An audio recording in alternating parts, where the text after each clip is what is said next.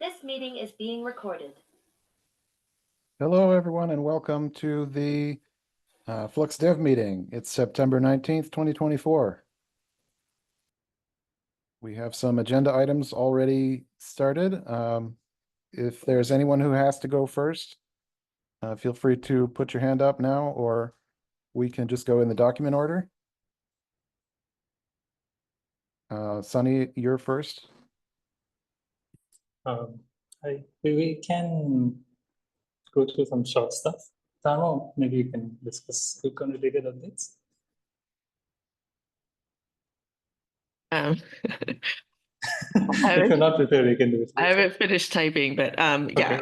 I could give a quick update. So Okay. just in terms of KubeCons, November is the Salt Lake City KubeCon, just letting people know. The keynote video is in process of getting edited. Lee, Pinky, and I are actively in a thread with the CNCF video editor, James. What I was going to go check was the booth situation. I emailed yesterday trying to get an update. We all plan to be there. Our talks are all scheduled. I don't think we're doing any colo stuff, so that's fine. I don't know if anybody has any questions remaining regarding Flux Salt Lake City. I'm working on a few things on the side that could end up being some announcements then, but we'll see. Then KubeCon London is in April. The CFP just opened, and the deadline, I think, is toward the end of November. So I'll do my usual thing, try to actively reach out to existing Flux users to collaborate on submissions. If anybody here wants to speak there or wants to collaborate or knows people who might want to speak at KubeCon London, feel free to reach out to me and I'll help out with that. I know also there's been a thread, haven't had a chance to look too deeply, but I think there's a GitOps Colo event possibility again. Again, the thread's been busy, but I just haven't had a chance to look into it specifically. But I think the deadline is October 1st, so I'm keeping my eye on that to just make sure that the Open GitOps crew submit for that. And actually, I'm interested. Is it okay if I reach out by Slack? Are you in the CNCF Slack? Are you yes, your handle Tamao Nakahara? yes, that's me with the purple squid. Where are you located? I am located in Dublin. I was really interested in going to the Sweet. London KubeCon, and I've never been to a KubeCon, so I sweet. really wanted to go. Yes, London definitely makes it attractive as well. Yeah. WeWork's crew, of course, headquarters was in London, so got a lot of us. So yeah, great. Yeah, reach out to me, and I think that's all we have right now for KubeCon London. I'll be on top of all the deadlines, booth, blah blah blah blah. So planning to be full force there. So yeah, it'd be great. Cool. Thanks. Cool. Yeah, I think that's it for me. Will there be any Flux website for KubeCon specifically? Are there any Flux websites? Like last time we had a yes, KubeCon I know. Yes. Thanks. with all Yes. the events. Yes, I need to do that and make the QR code that will go into the keynote slide. But yeah, still waiting on a few things, but I will make that. Yes. Do you think the KubeCon on fluxcd.io page worked well last time? Do you think we should do that again? Oh yeah, absolutely. I may have to still use your little workaround widget. Yeah, absolutely. Yeah, that was one of those things like, oh, we need to do the workaround because it's so last minute, but next time we won't have to do it. And then here we are. I'm juggling 5,000 things. So I may just do that again, and that would be great. Sure. Cool. Yes, I'll write that in as well. So yeah, as usual, we'll have the website that highlights all the things happening at KubeCon. Yep. For anyone who isn't familiar with the workaround thing that we're talking about, it's Google pages to Markdown Translator so that we can put the updates to the KubeCon page through the normal pull request review process. So Yep. there's an audit trail. Yeah. And visibility for everyone. And I mean, it's still September, so if I have time, then maybe I won't have to use the workaround, but we'll see. Cool. That's it for me. I'm trying to do short things first. I think Azure OIDC providers would be the shortest next. Deepti? Any Hi, updates? everyone. Yeah. So yeah, thank you so much, first of all, for completing the reviews. And I think the package integration tests and source controller PRs were merged last week. I have two outstanding PRs. One is the image automation controller and the Flux CLI. I just wanted to check if there are any blockers, or is everything looking okay there? Just like waiting for the source controller release to happen, or is there anything else to think about? For CLI changes, I'll wait for Stefan to get back. It Mhm. looks good to me, but usually he approves CLI changes. So we'll see if he has any opinion around the changes. Around the image automation, I have tested it, it works, but we'll have to wait for source controller release for that. Release, So yeah. next week when we'll do source controller release at the beginning of the week, so that we can update your pull request and merge it. I also wanted to just check, like, when Stefan asked me to kind of remove my private branch and use the main branch for source controller to update the references, and it looked like a bug to me that like if it's like a module package, then that would work okay. But if there is a CRD reference, then I think when we refer the raw GitHub user content, then I think we either need to use a branch name, a commit hash, or a tag. And in case of like the version that it creates would not match. So is that something like a small bug fix needed there? I think it's expected because the version of source control is extracted from the Go mode file, Mhm, which did not have any version. mhm. Like Go mode creates a version which is Right. not tagged in Git, so Mhm. that resource is not available. Mhm. That's expected. I did notice that like the last part of that version it creates is a commit hash. So if that commit hash is used instead of that whole version, then it actually references it correctly. So that's why I wanted to see if this scenario is kind of important enough to make a bug fix for that, or is it okay because once source controller is released, it's only like for this interim period, right? Where source controller release is not available. Okay. Such things don't happen regularly, so I think it's expected. It's fine. Okay. Okay, sounds good. Yeah, thank you so much. I think that's all I had. Thank you. Next topic. Kevin? Yes, Matthias asked me to drop in and talk about a change that I'm proposing to notification controller that would allow you to do dynamic resource determination. Thanks for joining. Yes, no bother. So basically, allow you to specify which resources, but without being able to pull it out of the received event. So I've got a lot of experience to sell, so it's kind of easy enough. Literally, the code that's there is about an hour's work, so it's not a huge amount of thing to do. A couple of things need to be tidied up in there, but that's fine. Is this something you'd like? And to be very clear, I'm also cool with no, because it wasn't really an awful lot of work, genuinely. So basically allows you to take the JSON and pull it apart, so for example, say you wanted to find all of the things in multiple namespaces, you could theoretically do that without any difficulty.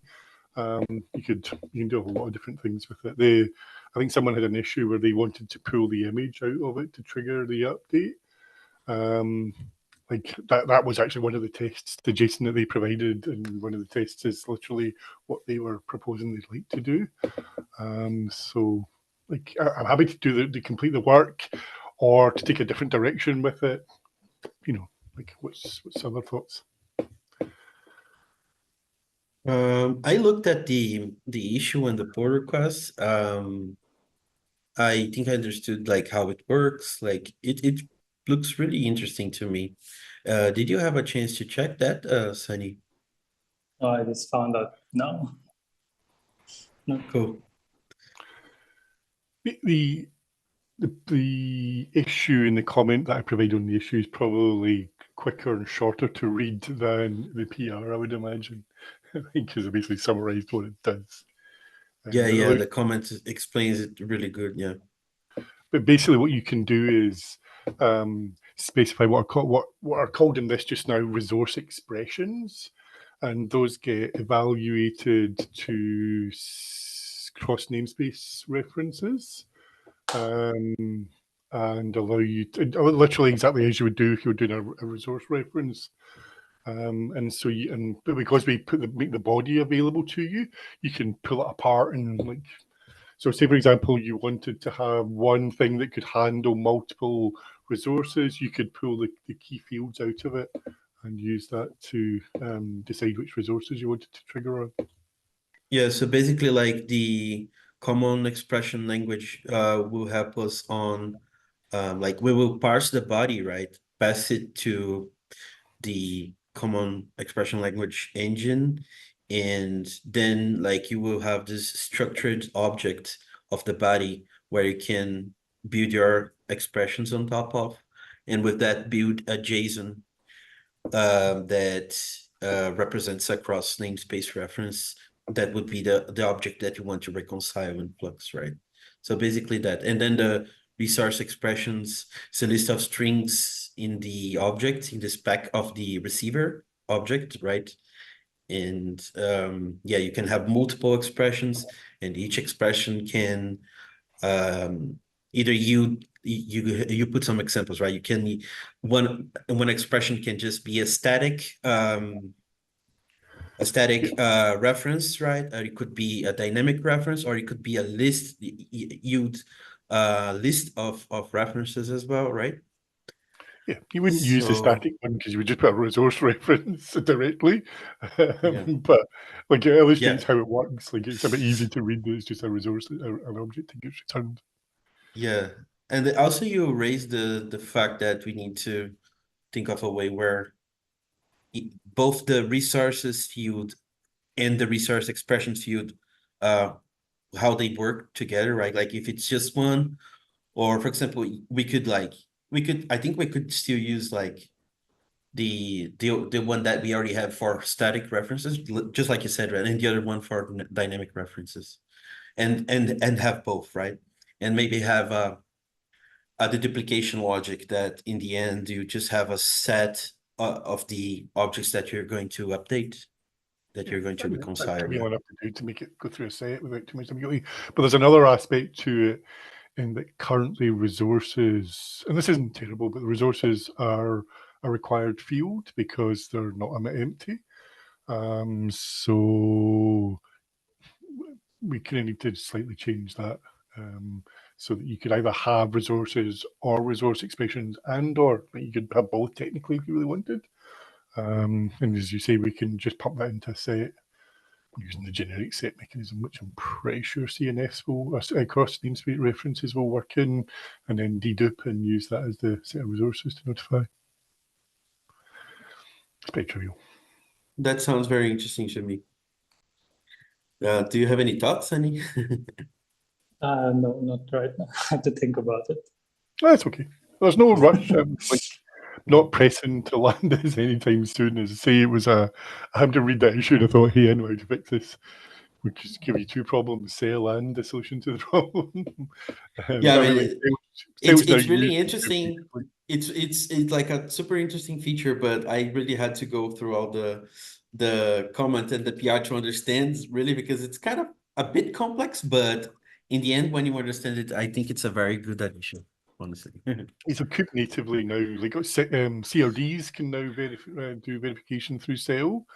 Your actual custom resource validation is now done through Cell. Quite a lot of other kube native things are integrating Cell into it. Like I started with Yeah. Tecton, so I've been like maintaining the we- Cell part of Tecton. We started introducing some validations in the CRDs with Cell as well recently. It only works for It's really cool. 1.2.6 upwards. Is that right? Yeah, it's a very new feature, right? Yeah, cool. I mean, so I guess also we're kind of we have to do a release of source control this week, right, Sunny? Like for the Flux 2.4.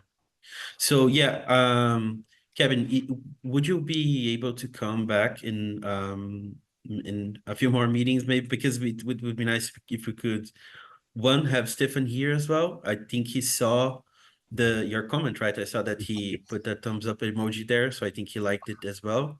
And also so that it's in a moment where we can, we're kind of more free to think about this new stuff because we're kind of busy with Flux 2.4, Totally fine. Totally fine. It was one of those things that I wrote on hey, I'll just quickly write this very easily. And then I was like, yeah, we'll see. That's why it's always been like just a draft, and we can negotiate on bits of it. And ultimately, I promise, if it's not But I something personally we do, really liked the idea. So if we can push it, oh, I that would really. specific issue that person has, it solves pretty trivially. You can do quite a lot of weird and wonderful things with it.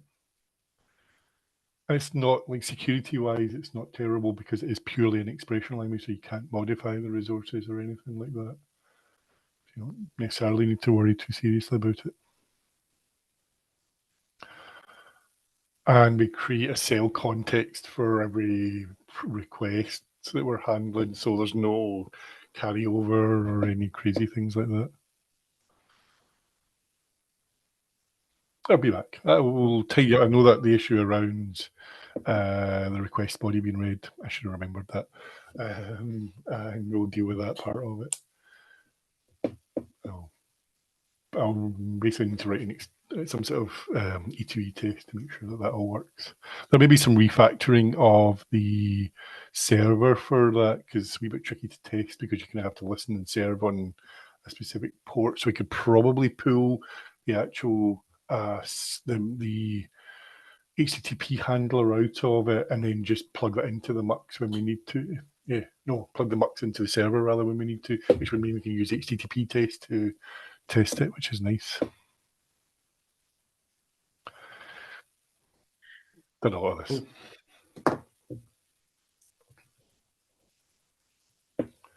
Cool. So yeah, I hope to see you around again so we can talk about this more.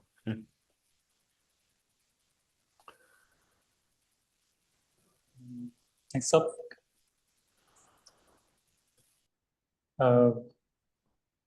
This week I've been working on hem release change. There's a change in behavior of uninstall when you delete a hem release. The current behavior is if the delete or uninstall results in any error, reconciliation will ignore any error. There's one case where it will not ignore if the helm storage write fails, it will not ignore it. But any other, it will just ignore it and assume install was successful, but actually did not succeed, and helm storage will still show that the release is in uninstalling phase, and people can rerun uninstall through helm CLI, or just delete the secret if they want to force delete things. So I have linked a pull request where a contributor is trying to fix it by removing the check where we ignored the error.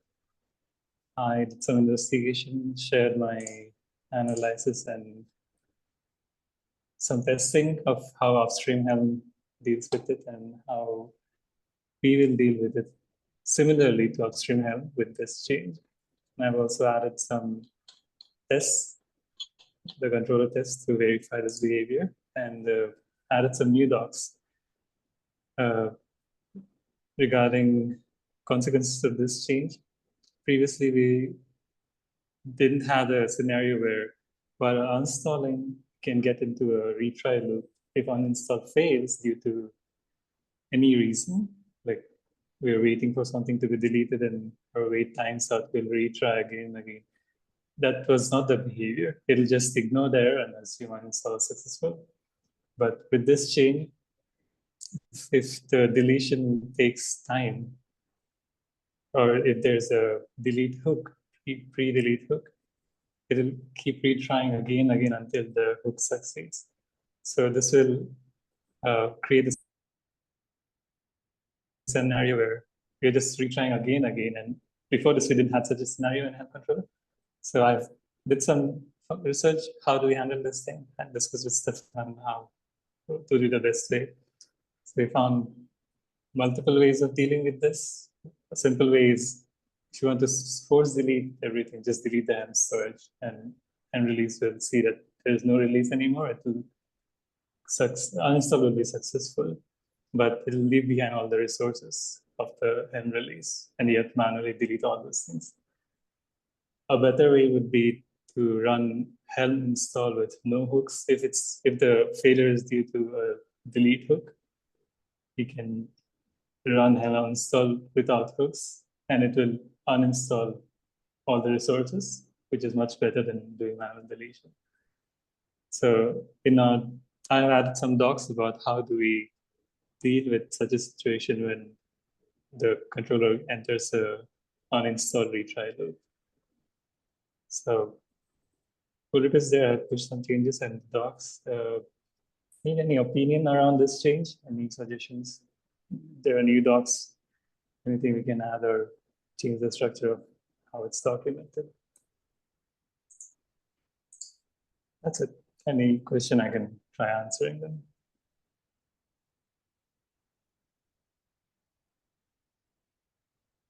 I think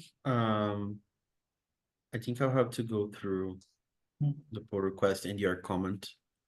I have listed all the details there.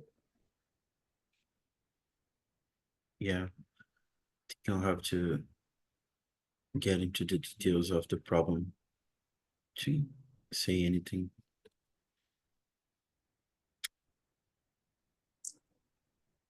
Okay, so just wanted to let people know. And this will be included in the next week's release. Stefan wanted to get this in before next week. 2.4?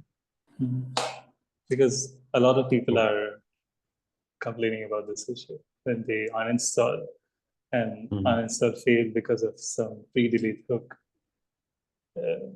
Flux deletes the helm release, but underlying hem storage remains there. And they have to go and delete them manually. Well, I can go through the details and give my input as well, and I guess has the actually the contributor just he seems to be involved, right? So I guess we can, if we both engage. A few months ago, they were trying to fix this, and he was not sure why tests were failing and why we don't return an error. Why are we ignoring the error? And I think Stefan asked Hide, who wrote the original code. I think he could not remember why he did that and assumed that it should be safe to delete. But he didn't know, is it actually safe to delete? So I did some investigation, tried some scenarios, tested them, what can happen if we could remove this check or change the behavior. Seems to be safe, but still need some more input.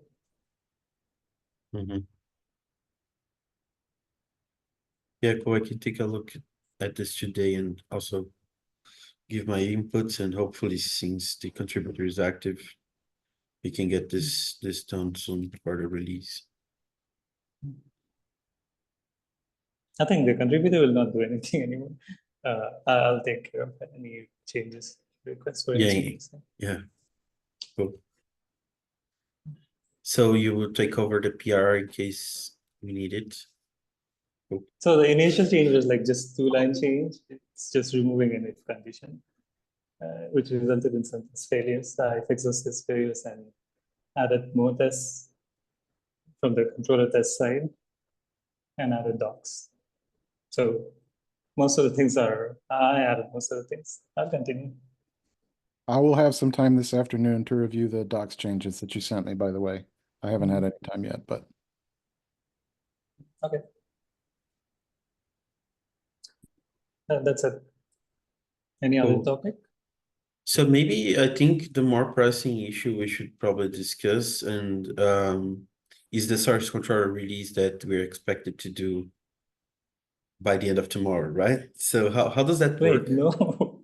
Wait. Is I thought next week should Stefan will come back and then we'll do it. yeah, I think last week he said we need to release source. I mean it also would make sense that Stefan would probably want to be here for this, right? So but I really thought that he said last week that next week being in the week we are right now, we should do a release of source control. Maybe I heard that completely wrong, I guess. I don't think it matters. It's fine. We can do it in one day. It's fine. We don't Okay, have okay. any new changes to be added. It's okay. Cool. And what would that encompass? Like, what do we? I really didn't ever release any. There's I mean, in cool. Go ahead. the Flux website, there is a release process. fluxcity.io/flux. On the left side, there is a release section. In Release procedure. fluxcd.io/docs. /docs. On the left navigation side, you'd see a release section, which has a release procedure. There we document how we do the release. So in case of there will be some differences between the projects or repositories. The ones that have GA API, source controller, customized controller, M controller, and notification controller as well. So they, for these, you have to create a separate branch, the 2.4.x branch, and release or the tag would be, wait, am I saying it correctly? So you have to maintain a branch. The detailed instructions are there in the document. But for other controllers like image reflector, image automation, those are not GA APIs. Those we don't need a separate branch. We'll do it in the main branch itself. Check the documentation. This is the only difference for the GAs, the branch. Cool. Okay, so we'll leave this for Monday, right? Oh, I think you can do source controller and notification controller releases on Monday, you mean? Monday or next week. Okay. Yeah, I mean, of course, you should probably drive that, and I make myself available for any help in case you need anything. Okay. Make sure you have Git GPG keys to sign your commits. The release commits have to be signed. Well, I think I have GPG key in place. Yeah. It has to be GPG. We do not, like for this release, we do not support the SHP signing. I think let me check.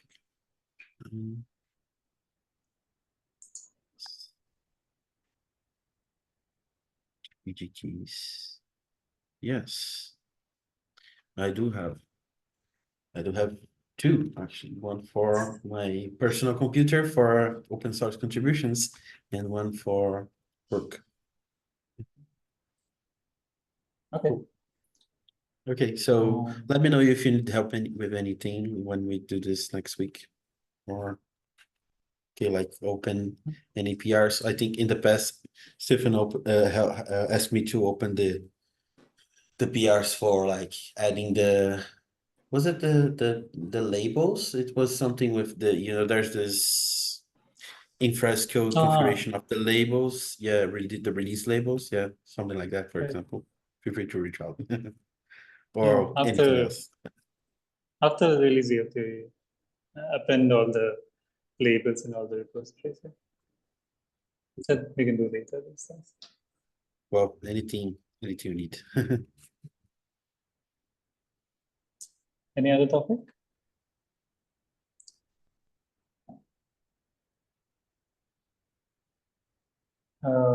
Kingdon, I read somebody's discussion around image automation taking a lot of data. Well, yeah, the Slack. I Huh. saw a Slack thread right I was today. I was thinking about so we already have an optimization with the latest release, I think, or to release back. We added a optimization where if your checkout branch and push branch are the same, and there's no change to be done, will not clone. We have that change. But even if we add a similar change for checkout branch and push branch being different, I don't think it will help their situation. They're like 100 megabytes. The best solution would be have a separate repository which has just the manifests. Yeah, the best we can do with a repo that's hundreds of megabytes is caching in the ideal case, and then really we can only hope that it doesn't have so many changes that the cache is not going to be useful. And you know, if you're doing trunk-based development on a mono repo and using image update automation, you're going to have a bad time. That's the bottom line. Unless your bandwidth is free. So So are we talking about like a repo with a huge number of tags? Is that what you're? we don't really know because they're being very vague. All we know is that they have Oh, 100 megabytes or more of repo storage, and they're experiencing a lot of you mean storage like egress in traffic. the image refactor controller storage? I mean, in the Git repository. Git repository itself. Oh, So Git. Oh, I'm assuming that what they're doing is storing their YAML manifests in the same place where either a ton of source code or a bunch of binaries are stored or something like that.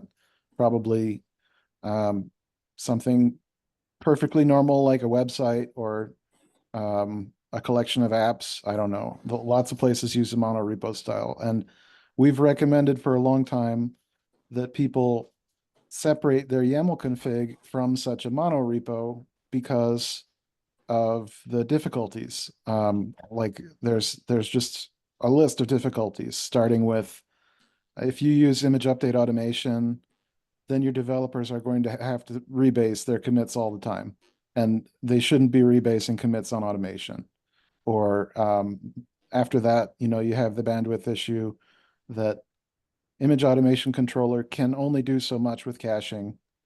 In the best case, and if there are a lot of changes in there, every time there's a change, it's going to invalidate the cache. Because it has to have a full clone in order to do the push. And we don't want image automation controller to be keeping around full clones of hundreds of megabytes of Git repos, because they also might have issues down the line. If you force push a branch sometime, lots of things can happen that would make an error that you would need to again invalidate the cache. So in the interest of keeping things stateless, a lot of optimizations have to be kind of ignored that we might otherwise be able to take advantage of. So this person sounded really interested in exploring those optimizations, and I didn't really intend to discourage them from it, only to show, like, to catch them up on where we are in terms of the project and the team understanding of the problem.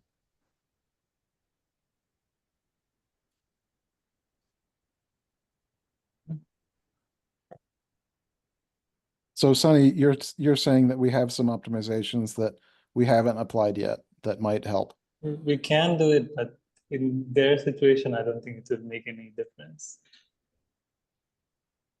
What I really wanted to get across, and it's hard to do it in text form because once your text gets over a certain wall of text size, no one is going to read it all. And even if they do, you know, are they really going to understand what you mean? If you have a trunk like this and you have multiple apps in it that all have their own bundle of manifests, you're an ideal candidate for OCI repositories. You should be tagging commits when your applications are released. I assume at some point when you release your application, you have a fixed config for that application. The Helm chart model is a good example of this, where you can bump the config or you can bump the app version, but every time you bump the app version, it typically results in a config bump. Anyway, you should be versioning your config, is what I'm saying, so that you can take advantage of OCI repositories, automation, and potentially even using it together with image update automation. And if you do this in a single mono repo, you'll have a really bad time because your developers will be rebasing their commits on automation all the time. So we always recommend the Bootstrap repo should be separate from whatever mono repo you have, or there should be a config repo that sits between a platform repo and a mono repo for apps.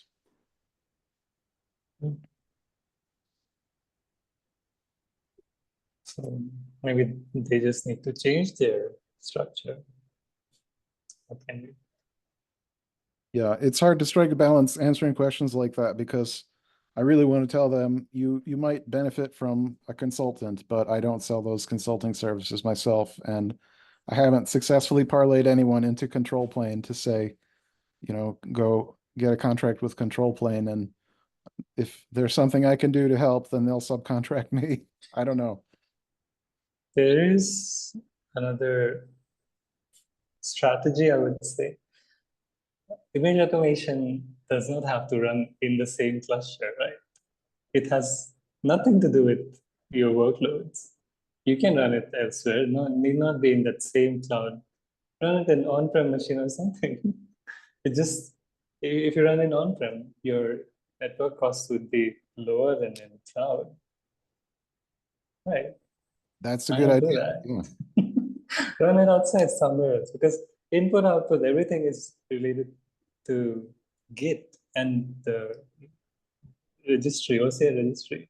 There's no part that it's connected to your cluster or the workloads. You could run it in a kind cluster in a GitHub Yeah. Actions job that runs once an hour, and that would cost you zero egress. Right. Yeah.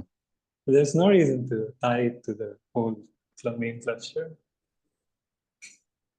Maybe suggest that. Yeah, that's a good idea. I never thought about that. Running image update automation in a kind cluster in a GitHub action running every hour. I built a Ruby controller, a Ruby reconciler operator that did a similar thing. Originally, I thought that I was going to build a full reconciler, but I realized I really only need a point on the graph once an hour. It was really not a traditional controller or operator, but it had a project node and a leaf node. The leaf represents a repository. So the project is like Flux CD. And then we want to go and find all of the image repositories, that all the hosted OCI repositories for each project repo. So there's a tree that has to be searched first, and that tree can change structure over time. We don't want that to be fixed anywhere. And then the reason for this was because on each page, you can find the number of downloads for a given repository, or even for each image on the repository. So we wanted to collect all this data and put it on a graph over time, so we could show it for developer experience marketing purposes. And for conference talk purposes, for Rube Goldberg purposes, I built it as an operator in Ruby, and it turned out really well. It still runs once an hour in a GitHub Actions workflow. So it updates a serverless Postgres database. So the storage is all outside of etcd. Etcd is only used for temporary storage. It's kind of neat. But it would be a lot easier to explain that if I just did the same kind of thing with image update automation. It would be a much more reasonable application of the kind cluster, I think. It can be just an example repository.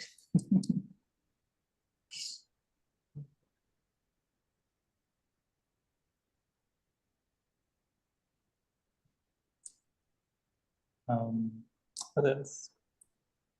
Any other issue?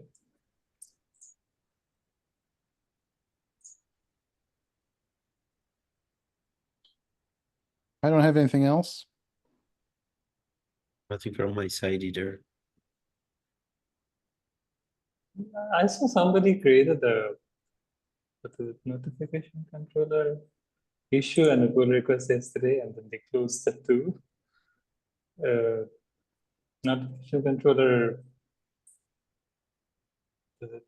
full issue number 418. I'm not sure what they wanted. They also created a pull request, and I think they said they are not familiar with Go, but they just tried it, and then later they closed the pull request and the issue.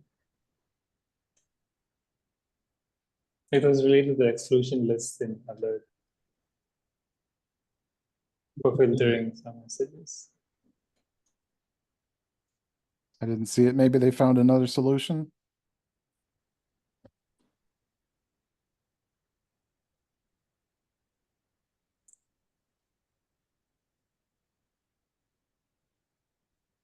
And they closed it as completed.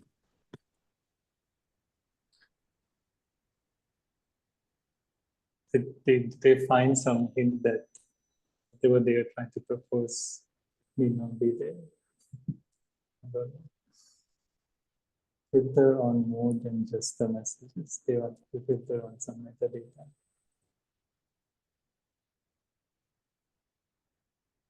I cannot say anything now because notification control is out of my mind. Now I cannot think how we do filtering. I have to recall it and think about it.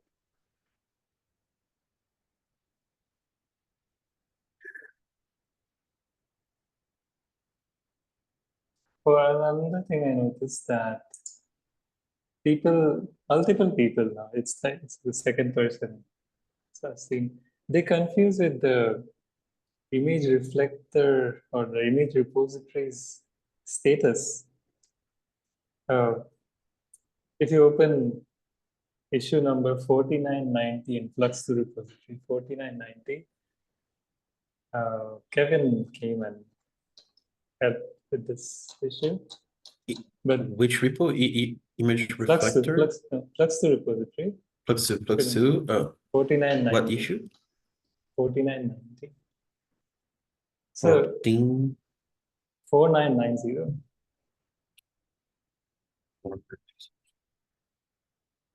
Okay. So the image repository status shows the last scan result. And then latest tags. It shows the latest 10 tags. It seems that people did think this is the only tag collected by image repository. In the documentation of that field, we have said that it's just the 10 tags. It's not the whole thing. It's just to give you an idea what's stored in the database. There was another issue, I think it's in the image reflector repository. Somebody was asking about the same. And we are discussing about what else can we call it? If we change the name from latest tags to something else, what could it be? We could not come up with any name, so it never went anywhere. It should be an image reflector. But wait, are you saying that it's just the last 10 tags? It's just in this is like a kubectl describe command that they're showing the output of? Or do we actually what do our we store in the API, object in the status? Yeah. we have a database. What's the database called? I forgot the name. There is a database, Like in but disk, in disk, right? In the right. yeah. But just to help people debug, to show them some sample data of what's in database, we show just the 10, we sort it in a stable sort. I forgot how some ascending order or something. And we just saw 10 sample data of what's in the database. in the status, right? So you put all the tags in the database, but only the last 10 in the status Right. field of the object. They're not in any order. You do not care about anything because image policy does not care about that order. That's just arbitrary 10 numbers. Right. Yeah, I was gonna ask if this is related to the sorting order defined in the policy, but the Doesn't policy is matter. independent. It's something else, right? Like because Right. you're just storing operational state related to the image repository object, right? Hmm. Which is independent from any image policy. Hmm. It's the other way around, like image policy references image repo. So the discussion I'm referring to about this is in image reflector controller, issue number, image reflector, issue number 443. Property. There we discuss about what do we call it? And we could not come up with any better idea. Issue is still open. Don't know what to do. 443 image repository status dot last scan result dot latest tags not sorted according to Semver. Hmm. Is that it? So yeah, that's the one. Initially they were confused about, they were misunderstanding it. Then I cleared their misunderstanding. Mhm. And then they were thinking, let's make it more obvious by renaming it. But what do we rename it? So there are some right. suggestions. So they right. Yeah, they were thinking that the order defined by the image policy should be reflected on the status of the image repo. And that's I see. That doesn't make any sense, right? It's not the case. So I don't know what to do. If you read the documentation, it'll be obvious. But if you just read the name of the field, it may not be obvious.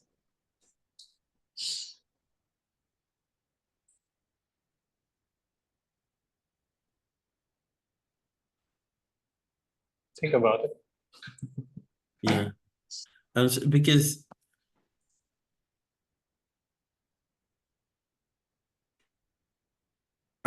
but seems like they understood how it works. And they even understood though- it, but they're just talking about, can we name it something else to make it more obvious? But what could it be?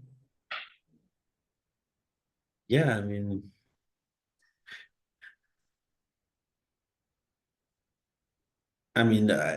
don't know. I think like this person just, I don't know, like if you understand the relationship between image repo and image It policy, would be obvious. this should be obvious, right?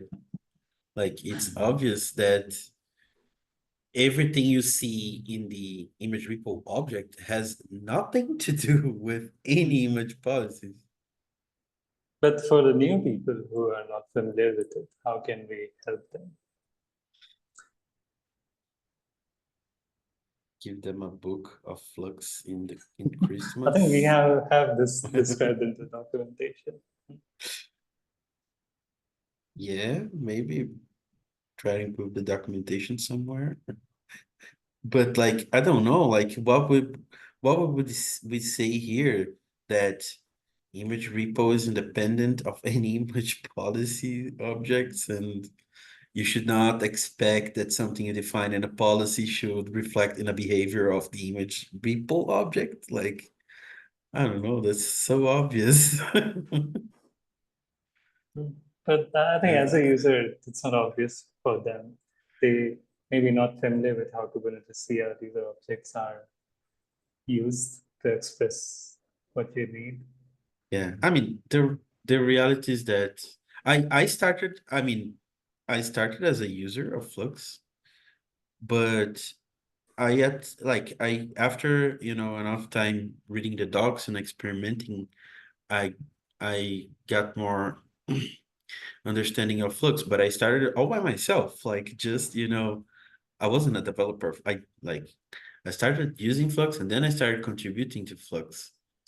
So I think and indeed, like Flux is not trivial, right? Like there's some learning curve. that's a reality. So yeah, no, it's Flux is so powerful. It's hard to make everything obvious. Like there's so many features, and I don't know. It's hard to make everything obvious in the docs. Yeah.